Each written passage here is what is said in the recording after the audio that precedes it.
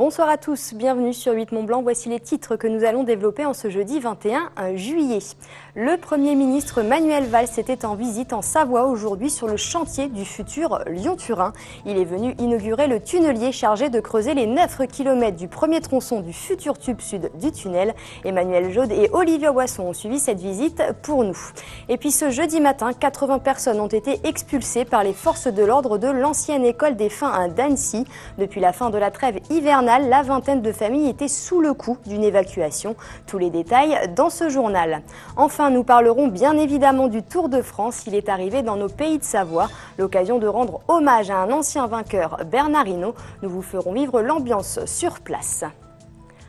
Je vous le disais en titre, Manuel Valls était à Saint-Martin-de-la-Porte pour inaugurer le tunnelier chargé de creuser les 9 km du premier tronçon d'un des tubes du Lyon-Turin. C'est la première fois que 2 tunneliers vont fonctionner en même temps côté français et italien. Plus de 40 médias étaient présents pour ce grand moment. Rendez-vous sur place avec Emmanuel Jaude et Olivia Boisson. Et oui, bonjour Pauline, l'instant était donc solennel ce jeudi avec la venue de Manuel Valls, le Premier ministre, qui a symboliquement tenu à allumer le tunnelier géant Federica, qui s'est donc élancé aujourd'hui pour une mission de plusieurs années d'excavation. Il s'agissait là d'une visite express, mais qui vient quelque part justifier l'un des investissements les plus importants de la France, de l'Italie et de l'Europe lors de cette décennie. La France apportera pour sa part 2,2 milliards d'euros, soit 25%, comme l'Italie. C'est un engagement important. Ce financement devra être sécurisé sur la durée de réalisation du projet, ne pas peser exclusivement sur le budget de l'État. Oui, il s'agit d'un coût important, mais c'est surtout un investissement pour l'avenir. Et je crois que l'Europe a besoin de ces investissements d'avenir et la France a porté notamment le projet aujourd'hui mis en œuvre qui porte le nom du président de la Commission Juncker. Nous avons besoin de ces investissements dans le domaine de la transition écologique, dans le domaine du numérique, dans le domaine, bien sûr, des infrastructures. Il s'agissait donc d'une visite au pas de course pour le Premier ministre qui sera donc resté à peine 1h30 en Vallée de Maurienne.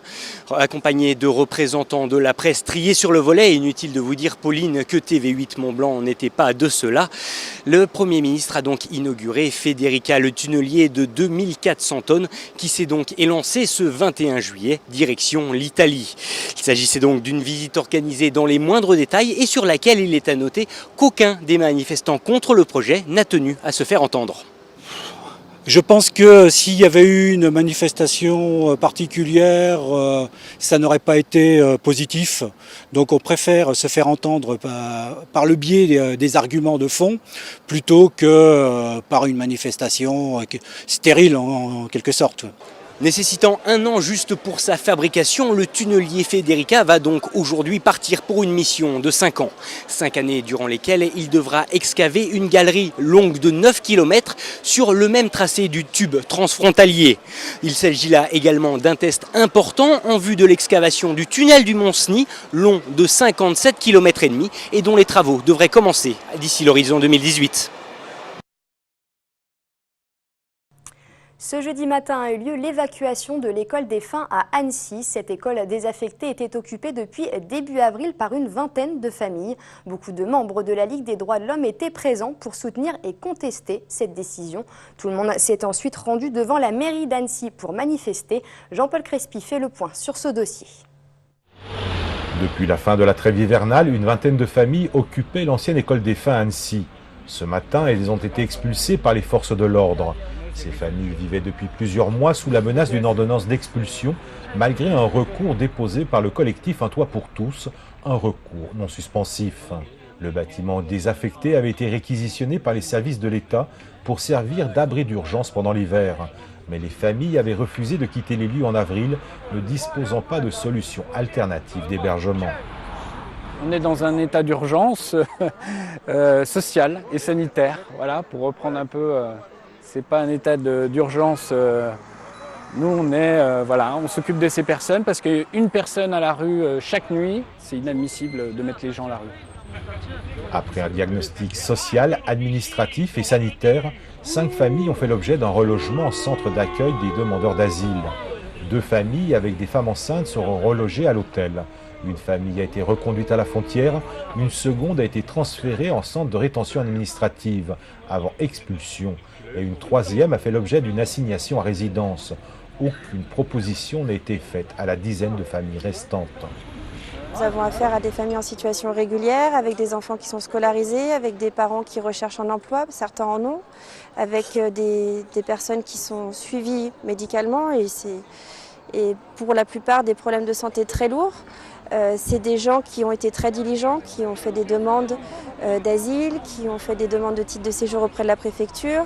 Leurs demandes sont en cours d'étude, mais aujourd'hui, voilà, nous avons toutes ces familles qui sont à la rue alors qu'elles avaient fait le nécessaire pour que leur situation évolue favorablement. Donc c'est un échec. Pour les familles sans solution d'hébergement, pour ces nouveaux sans-abri, la recherche d'un nouveau lieu d'accueil devient maintenant une priorité.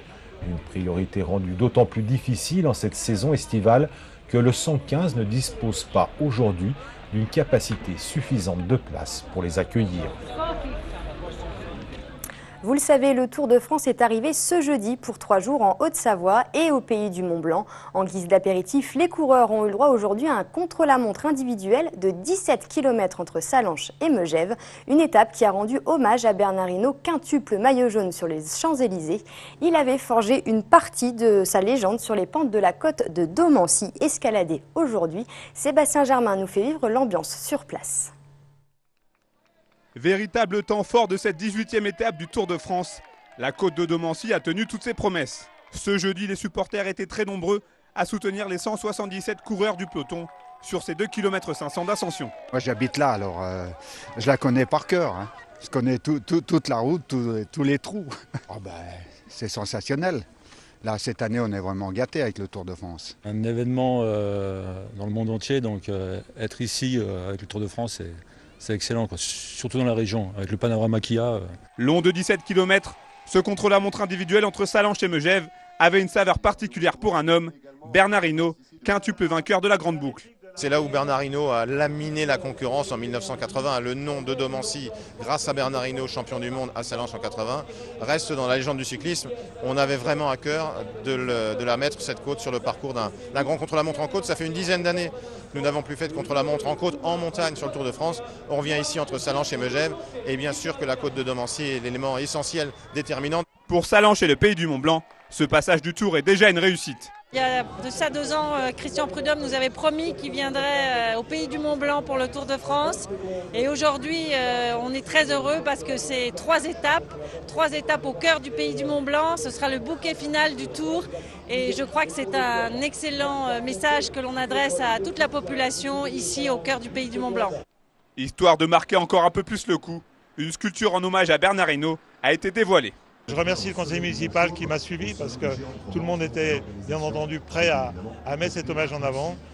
Alors je pense que ce sera une réussite et Bernard Hinault, on lui devait bien ça. Vendredi, suite du triptyque alpin avec une nouvelle étape casse-pattes entre Albertville et Saint-Gervais-le-Bété. Une idée de sortie à présent, les 29 et 30 juillet prochains aura lieu le festival Rock & Poche à Aberfoch. Au total, 17 groupes se succéderont sur les 2 scènes de l'auto-proclamé plus grand festival de rock de Haute-Savoie du monde. On écoute la coordinatrice au micro de Christian Rossa.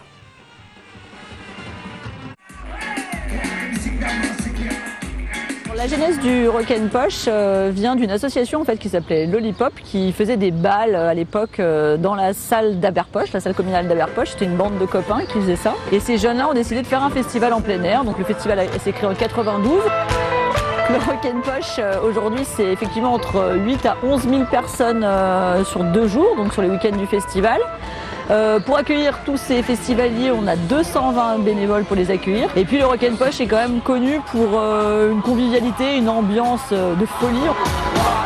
C'est 14 tonnes de bière chaque année, c'est 1,5 tonne de frites par exemple. C'est aussi beaucoup de tartiflettes parce qu'on en fait beaucoup. On accueille entre 16 et 17 groupes chaque année. On a une grande scène qui accueille les artistes nationaux et internationaux. Cette année, on peut notamment citer Arnaud, Hyphen, Alborosi, Sinsemilia, Asia Dome Foundation. Et puis on a une scène régionale et cette scène, elle accueille des groupes qui viennent de toute la région Rhône-Alpes et de la Suisse voisine. On termine ce journal avec un peu de patrimoine. Entre la vallée du Gifre et celle de l'Arve, la commune de Châtillon-sur-Cluse fait office de trait d'union. Mais pour espérer devenir plus qu'un lieu de passage, le petit village a misé sur son passé historique et surtout sur son église dans laquelle ont été découvertes des fresques vieilles de près de 900 ans. Emmanuel Jaune nous fait découvrir cette église et ses fresques singulières. Sur les hauteurs de la vallée de l'Arve, la petite commune de Châtillon-sur-Cluse, passage obligé pour la plupart des personnes voulant se rendre entre autres dans les Portes du Soleil. Mais aujourd'hui, plus qu'un lieu de passage, la commune souhaite devenir une halte touristique à part entière.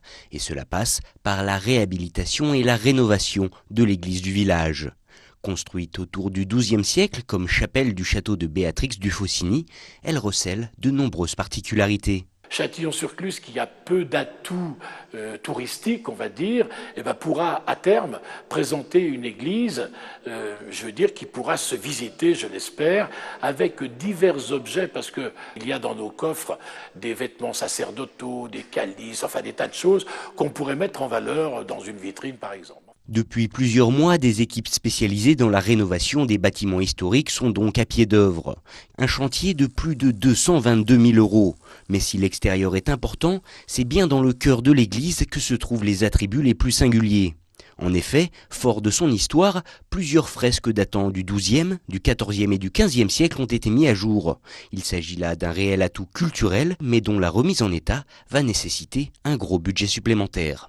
Châtillon, c'est vrai, c'est un lieu de passage obligé qui relie les deux vallées de la vallée de l'Arve en tout cas, et la vallée du Gifre. Quand on parlait de trait d'union, c'est vrai, pour moi, c'est l'image parfaite. Bon, il est certain que jusqu'à présent, beaucoup de personnes passent ou passaient dans cette belle commune sans s'y arrêter. Mais en aménageant ce site exceptionnel, moi je suis persuadé que ça peut intéresser quelqu'un parce qu'il y a le côté historique, bien évidemment, de l'église et de ce qui reste du château, malheureusement peu de choses, mais il y a aussi la vue et les touristes recherchent aussi cela. Si aujourd'hui de nombreuses études et diagnostics ont été menés, c'est en automne que devrait commencer la mise en valeur de ces fresques de plus de 900 ans. Un chantier de taille, mais qui pourrait bien changer l'image même de la commune, la transformant en stop incontournable du tourisme culturel et historique dans le département.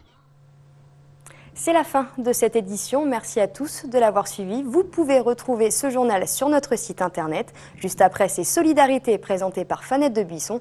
Passez une très belle soirée sur 8 Mont Blanc.